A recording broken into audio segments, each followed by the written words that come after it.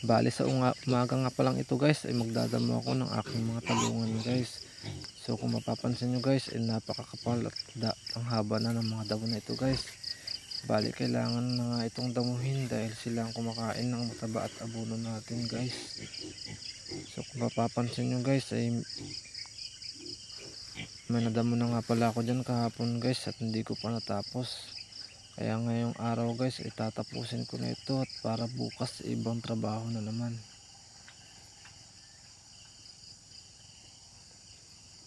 Wala yung nadamo ko guys, oh. Yan. Isa, dalawa, tatlo, apat, lima. So 5 linya pa lang guys, 5 pa lang. Bali yan hindi pa tapos guys. Bali yun na nga guys, mga 5 linya pa lang ang damo ko guys. Kaya ngayong araw samahan nyo ako magdamo nito guys.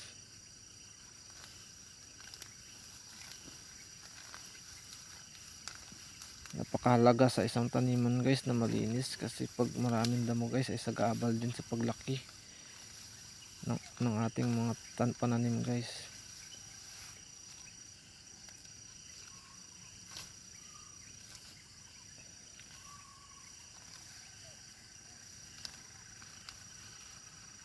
Dala na nga sa busy ng ibang mga trabaho guys sa aming mga farm dahil marami rin kaming tanim, kaya ngayon lang namin ito nadamuhan. Kaya ang bilis talaga lumaki ng mga damo guys kasi sila ang kumakain ng mga pataba at abono namin guys.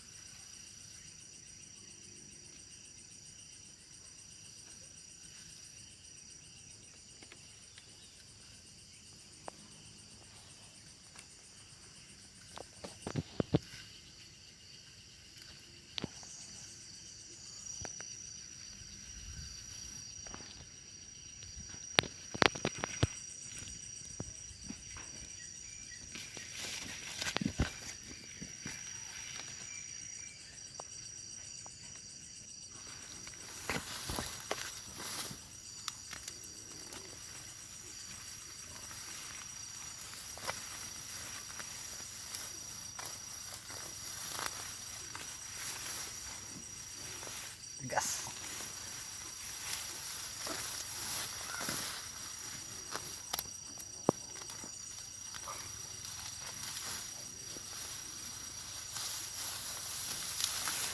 Tigas guys, tigas.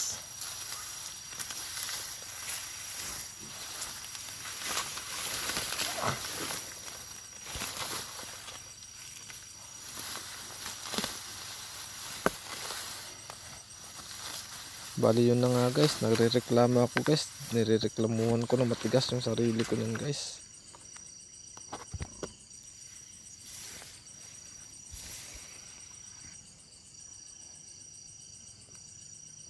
Bali umagang umaga pa nga yan guys, kaya makikita mo yung araw pasikat pa lang. Mas maganda kasi magtrabaho ng maaga guys para malamig-lamig pa sa katawan. Pag tanghali na kasi guys, sobrang init dito sa amin. Kaya nga guys, yan na, natapos ko na yung isang linya. So lipat na naman tayo guys sa kabilang linya guys.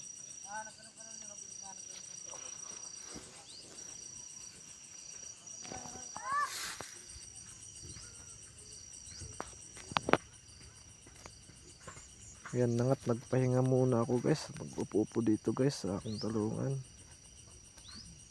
Dahil nakakapagod din talaga guys, lalo na pag maaga ka pa lang wala ka pang kain.